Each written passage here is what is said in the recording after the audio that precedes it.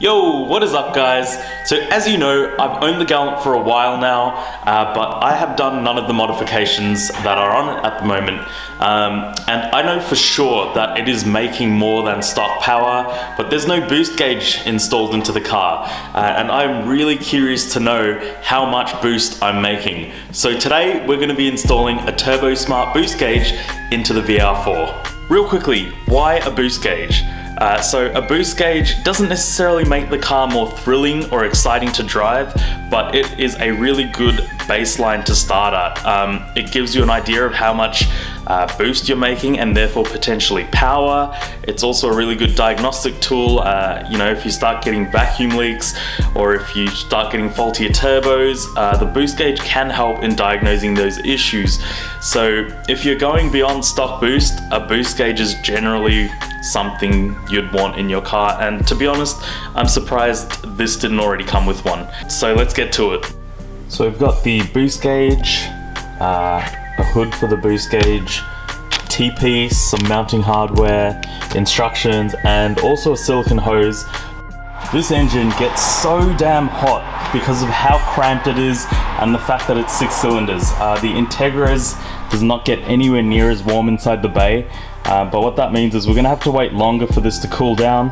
I've already got the jack stands underneath the car so we can take off this front right wheel, which we will need to do in order to run the vacuum hose from the bay under the wheel well and back into the cabin. Oh yeah, also jacking up this car, bit of a nightmare because of how long it is. Like, there's not much space there and the jack is right underneath, as you can see, and it's just so long and heavy compared to the Integra. So in order to connect up the boost gauge, we need to find a source of vacuum pressure, and for that we're going to be using the vacuum hose coming off the inlet manifold. As you can see there, it's got its hose clamp removed. We're going to splice into that, run a vacuum line from there all the way to here through a rubber grommet, which is that one right there. As you can see, wires have already been fed through it. We're going to feed the vacuum hose through that. So this is the hose that the Turbo Smart kit comes with. It's really hard and it's prone to kinking easily, according to some forums online. But besides that, it's also too short for the purposes of routing it from the vacuum hose at the inlet manifold all the way into my cabin. So for that reason, we've upgraded to some vacuum hose. It's nice and flexible, it won't kink, it's a lot easier to manage, and it's far better quality, and it's cheap, so there's really no excuse not to get this stuff. I just got 3 meters to be safe, but that should be more than enough. You can basically get away with turning the wheel all the way to the right to get access to this whole area, but I'm just going to take the entire thing off to make my life easier.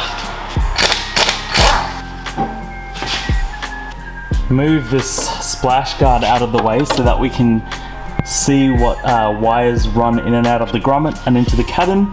And to do that, it's just 2 Phillips heads on the side skirts and a 10mm up here, another 10mm up here, a 10mm over here, and a 10mm down here. So that just lets you move this out the way. You're not taking the entire thing out. Okay, so that grommet right there is where this vacuum hose that I just routed through is coming into the wheel well from. There we go. So it's going to run into the cabin through this grommet. So from there, that grommet, all the way through that grommet. Let's do it. It's probably already got a hole in it because I think someone's already installed something in this car, but if you need to poke a hole through it, all you need to do is use a Phillips head screwdriver or something to stab it with. Just be really careful because that's clearly a big juicy wiring loom and you don't want to sever that. And now we're just gently removing this weather stripping over here, this rubber stuff. Be careful with it, but it's not too bad. You can just kind of gently caress it and it'll come right off. So yeah. Next up, we're going to be removing the A-pillar. So I recently did this on the Integra, when installing my dash cam and learnt the hard way that your hands need to be spanking clean, otherwise this beautiful cream colored trim will be covered in greasy, dirty fingerprints, which you don't want. The thing is, like, these clips are strong and they do require a bit of force. I hate this, it makes me nervous because it feels like I'm gonna break something, but here goes nothing. Okay, well that was surprisingly easy, and I suspect it's because someone has already broken the clips so that I didn't have to, which is a shame, but yeah, oh well. We are currently under the driver's side footwell, and look at that. That is the vacuum hose we just routed. So we can pull that up through, we'll try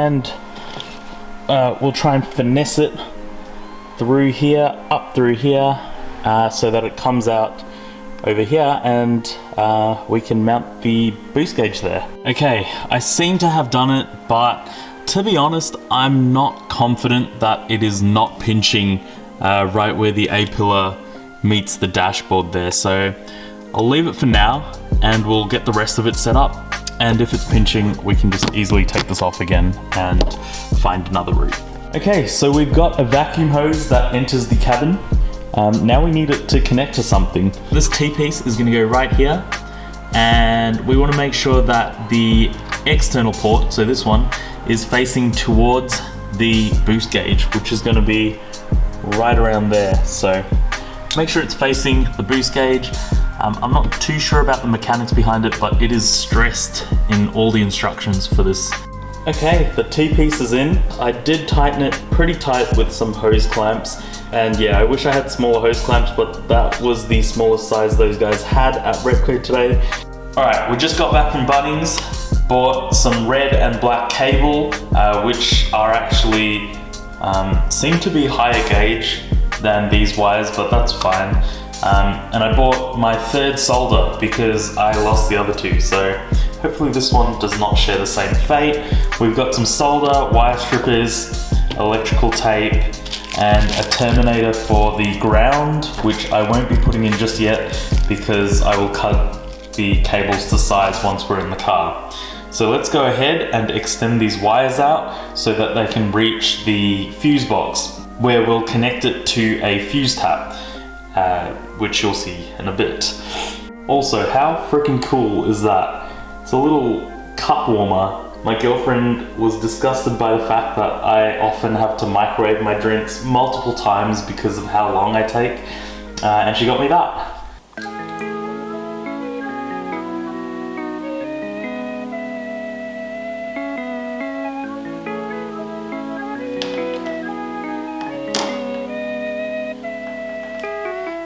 Nice tight connection, that's crimped on.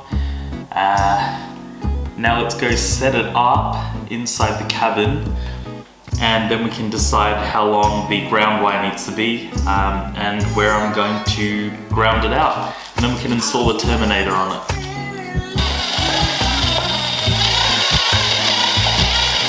Everything's wired in, Speedo's hooked up to the instrument cluster fuse.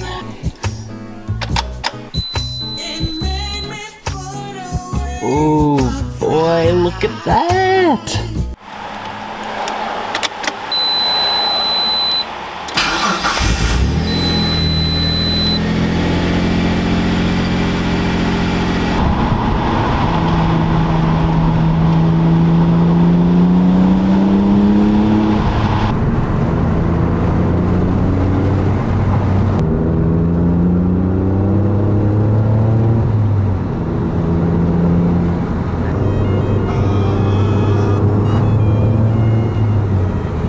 Alright folks, the moment we've all been waiting for.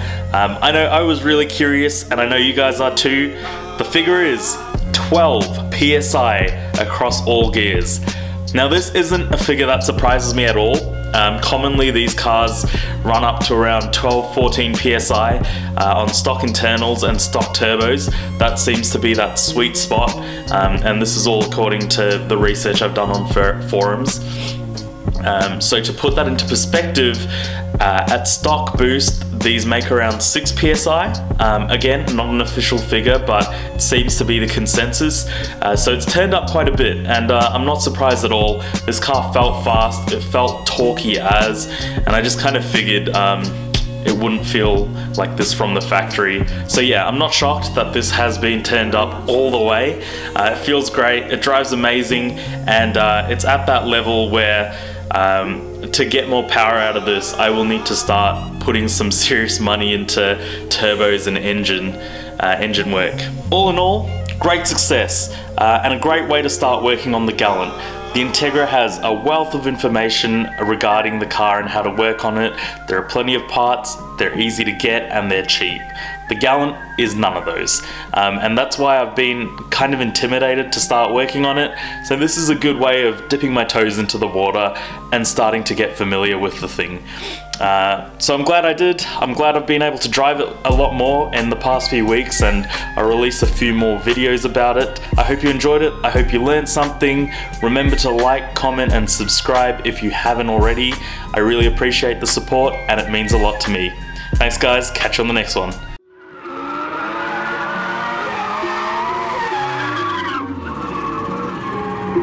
You say you got them guns, but I've never seen you bang. You say you got them drugs, but I've never seen you slang.